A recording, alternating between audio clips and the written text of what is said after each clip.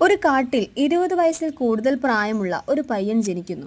അവന്റെ ശരീരം മുഴുവൻ എന്തോ ഒരു തരം കൊഴുപ്പുണ്ടായിരുന്നു. അതിന്റെ മണം അറിഞ്ഞെന്നോണം ഒരു പാമ്പ് അങ്ങോട്ടേക്ക് വരുന്നു. എന്നാൽ അവൻ ആ പാമ്പിനെ പിടിച്ചു മാറ്റി സ്വയം രക്ഷപ്പെടുന്നു. അതിനുശേഷം അവൻ കാട്ടിൽ നിന്നും നഗരത്തിലേക്ക് ഇറങ്ങുന്നു. അവിടുത്തെ കാഴ്ചകളെല്ലാം അവനെ അമ്പരപ്പെടുത്തി. അവനെപ്പോലുള്ള മനുഷ്യരും മറ്റു മൃഗങ്ങളുടെ ഫ്ലെക്സുകളുമാണ് അവനെ അമ്പരപ്പെടുത്തിയത്. എന്നാൽ ആളുകളാവട്ടെ അവനെ കണ്ടപ്പോൾ കണ്ണടച്ച് മാറിപ്പോവുകയാണ്. കാരണം അവന് വസ്ത്രമൊന്നും ഉണ്ടായിരുന്നില്ല. കാണുന്ന ആളുകൾക്കെല്ലാം അവനൊരു അത്ഭുതം തന്നെയായിരുന്നു. പെട്ടെന്നാണ് പോലീസ് വന്ന് അവനെ അറസ്റ്റ് ചെയ്ത് കൊണ്ടുപോകുന്നത്. ഒന്നും അറിയാത്ത അവൻ അവരുടെ കൂടെ പോവുകയും ചെയ്തു. ജയിലിലെത്തിയ അവന്റെ മുന്നിലേക്ക് ആഹാരം വെച്ച് നൽകി. എന്നാൽ അതെങ്ങനെ കഴിക്കണമെന്ന് അവൻ അറിയില്ലായിരുന്നു.